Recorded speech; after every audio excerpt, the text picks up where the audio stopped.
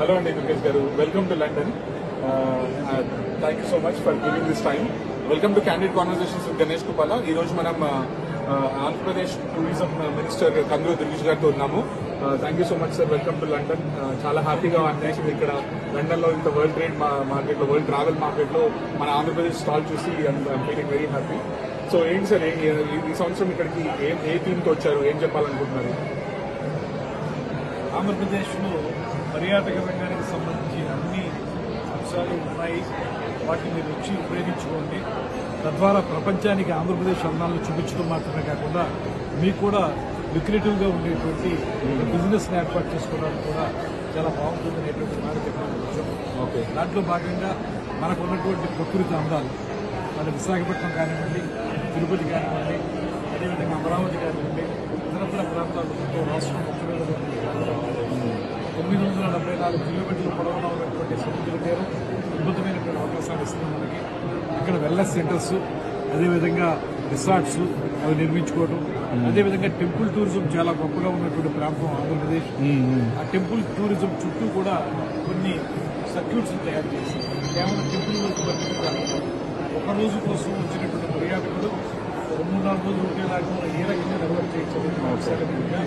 ఈ మధ్య కాలంలో ముఖ్యమంత్రి గారు, ఉప ముఖ్యమంత్రి గారు కలిసి ఆంధ్రప్రదేశ్ రాష్ట్ర పర్యాటకానికి ముఖ్యంగా ఇండస్ట్రీ స్టేటస్ కొత్తగా మన టూరిజం పాలసీ తీసుకున్నారు.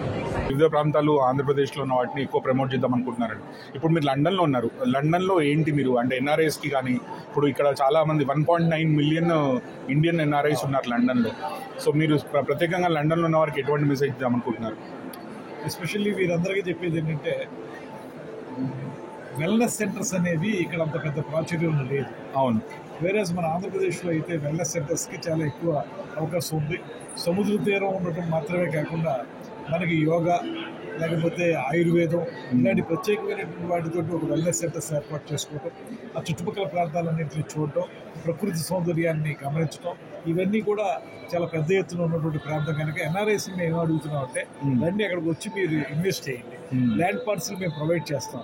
చేసిన తర్వాత మీరు అవన్నీ పెడితే సో దట్ అవి పర్యాటకాన్ని అభివృద్ధి చేస్తాయి. ఇంకో పక్కన మీకు కూడా బిజినెస్ సర్కిల్లో కూడా బాగా ఉపయోగపడేలాగా. ఓకే, ఇప్పుడు ఆంధ్రప్రదేశ్ టూరిజం డిపార్ట్మెంట్ని ఎవరైనా మనకి లండన్లో కానీ బయట ఉన్న ఎన్ఆర్ఐస్ కానీ ఎవరైనా కలవాలనుకుంటే ఏదైనా స్పెషల్ అంటే ఇప్పుడు కన్సిడరేషన్స్ ఉంటాయి సార్ ఎన్ఆర్ఐస్కి? ఏదైనా స్పెషల్ టూరిస్ట్ ప్యాకేజెస్ క్రియేట్ చేయడం కానివ్వండి, గైడ్స్ ఇవ్వడం కానివ్వండి, అలాంటి ఏదైనా చేస్తున్నారా? తప్పకుండా ఇస్తాం. అవన్నీ కూడా ప్యాకేజెస్ పెడుతున్నాం, గైడ్స్ ఇస్తాం, మీకు చూపిస్తాం what is available scenic beauty అనేటువంటి చూపిస్తాం. మీరు వాటిని చూసి మీరు ఏదైనా యాక్టివిటీ టేకప్ చేయాలనుకుంటే తప్పనిసరిగా గవర్నమెంట్ సైడ్ నుంచి ఏదైతే మేము కొత్త కొత్త పాలసీస్ ఇస్తాం, ల్యాండ్ అలాట్మెంట్ పాలసీ కానివ్వండి, క్యారవాన్ పాలసీ కానివ్వండి, ఇవన్నీ తీసుకొచ్చిన మీద ఎవరైనా వచ్చి ఇంట్రెస్ట్ చూపిస్తే 100% కూడా వాళ్ళకి ఇన్సెంటివ్స్ ఇచ్చి సపోర్ట్ చేసి వాళ్ళు ప్రోగ్రామ్ చేసుకునేలా చేస్తాం. ఇంకొక ముఖ్యమైన విషయం ఏంటంటే సార్, ఇప్పుడు లండన్లో కానీ యూకేలో ముఖ్యంగా ఎన్హెచ్ఎస్ అంటే హెల్త్ సర్వీసెస్ మీద ఎక్కువ ప్రాబ్లమ్స్ ఉంటాయి సార్. జనరల్గా ఇక్కడ తొందరగా మెడికల్ సర్వీసెస్ ప్రొవైడ్ చేయకపోవడం, కంట్రీ కూడా స్ట్రగుల్ అవుతుంది ఒక రకంగా. సో హెల్త్ టూరిజం వైపు, మెడికల్ టూరిజం వైపు మీరు చెప్పినట్టు ముఖ్యంగా ఇప్పుడు వెల్నెస్ సెంటర్స్ అని చాలా మంచి టాపిక్, చాలా బాగా చెప్పారు. ఎందుకంటే ఎన్ఆర్ఎస్ కూడా వెల్నెస్ మీద ఎక్కువ ఫోకస్ ఉంటుంది. అట్లనే ఇప్పుడు మెడికల్ టూరిజంగా అంటే ఇప్పుడు వైజాగ్ కానివ్వండి, లేకపోతే విజయవాడ కానివ్వండి, వీటన్నిటిని ఎలా డెవలప్ చేస్తున్నారు? మెడికల్ టూరిజంలో ఎలా ఉంది? ఓన్లీ సీనిక్ ప్లేసెస్ అయినా లేకపోతే మెడికల్ టూరిజం కూడా డెవలప్ చేస్తున్నారు? వెల్నెస్ సెంటర్స్ యొక్క కాన్సెప్ట్ కూడా మెడికల్ టూరిజం డెవలప్ చేయాలని. ఓకే, ప్రధానంగా మెడికల్ టూరిజం ద్వారా అక్కడ ఉన్నటువంటి ఈజీ టు యాక్సెస్ అనేటువంటి ఒక దాన్ని ఈజీ యాక్సెసిబిలిటీ ఇవ్వడం ద్వారా మెడికల్గా వాళ్ళకి ఉపయోగపడే విధంగా చేయటం. రెండు మన ఆయుర్వేద సిస్టమ్ ద్వారా మెడికల్ టూరిజం డెవలప్ చేయటం, ఇంకోటి యోగా ద్వారా మెడికల్ టూరిజం డెవలప్ చేయటం. అపార్ట్ ఫ్రమ్ దట్ ఎలోపతి ఎక్కువ ఉంటుంది, దాంట్లో చేయటం. ఇలాగ మల్టీఫోల్డెడ్గా మేము కార్యక్రమాలు ఏర్పాటు చేసుకుని వాటి ద్వారా అట్రాక్ట్ చేయడం మాత్రమే కాకుండా వాళ్ళకి ఉపయోగపడేలా చేయడం. బ్రిలియంట్. ఎట్లాగో ఇప్పుడు మీరు చంద్రబాబు నాయుడు గారు ఈ గవర్నమెంట్ వచ్చిన తర్వాత ఇప్పుడు మొన్న గూగుల్ పెద్ద ఇన్వెస్ట్మెంట్ వచ్చింది, మీకు చాలా పెద్ద ఇన్వెస్ట్మెంట్ 15 బిలియన్, దాని గురించి అందరు మాట్లాడుతున్నారు. అలాగే ఇప్పుడు ముఖ్యమంత్రి గారు, ఉప ముఖ్యమంత్రి గారు ఎలా అంటే పవన్ కళ్యాణ్ గారు కానివ్వండి, సిబిఎన్ గారు కానివ్వండి, టూరిజం గురించి ఏదైనా స్పెషల్ ప్రత్యేక శ్రద్ధలు ఏమైనా తీసుకుంటున్నారా? అధికారులకు రాగానే కొత్త టూరిజం పాలసీ తీసుకురావడం ముఖ్యమంత్రి గారు చేసిన పని. ఓకే, దాంతోపాటు మాకు ఇండస్ట్రీ స్టేటస్ ఇచ్చి దాని ద్వారా ఇన్సెంటివ్స్ ఇవ్వడం అనేటువంటిది నెక్స్ట్ చేసినటువంటి అంశం. ఈ రెండింటి వల్ల ఇప్పుడు టూరిజం బ్రహ్మాండంగా ప్రమోట్ అవుతుంది.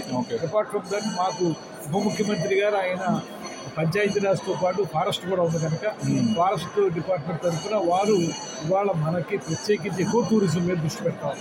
ఓకే. ఎకో టూరిజం ద్వారా ఫారెస్ట్ ఏరియాలో కూడా టూరిజం బాగా డెవలప్ చేయాలని ఆయన దృష్టి పెడుతున్నారు. సో ఆ రకంగా కూడా చాలా ఎంకరేజ్మెంట్ ఉంది. ఈ 15 నెలల కాలంలోనే రమారమి 12,000 కోట్ల రూపాయల మేము ఇన్వెస్ట్మెంట్స్ తీసుకురాగలిగాం బికాస్ సీఎం గారు డిప్యూటీ సీఎం గారు యొక్క చూసే కార్యక్రమం. ఓకే. ఉత్తరాంధ్ర గురించి ఒక ఫైనల్ క్వశ్చన్ సార్. ఉత్తరాంధ్రలో శ్రీకాకుళం కానీ విజయనగరం కానీ ఇటువంటి జిల్లాలో ఏదైనా స్పెషల్ అట్రాక్ట్ వాటి ఉత్తరాంధ్రలో ఉన్నటువంటి టెంపుల్స్ కానీ అక్కడ ఉన్నటువంటి ట్రైబల్ ఏరియాలో ఉన్నటువంటి అంబాలు కానీ వీటన్నిటి కలిపి సర్క్యూట్స్ తయారు చేసి సర్క్యూట్ ప్రకారంగా ఈ టూరిజం డెవలప్ చేయాలని ప్లాన్ చేస్తాం. Thank you so much sir. Thank you so much for your time. మేము కూడా వస్తాం Andhra Pradesh. Thank you sir. Thank you so much.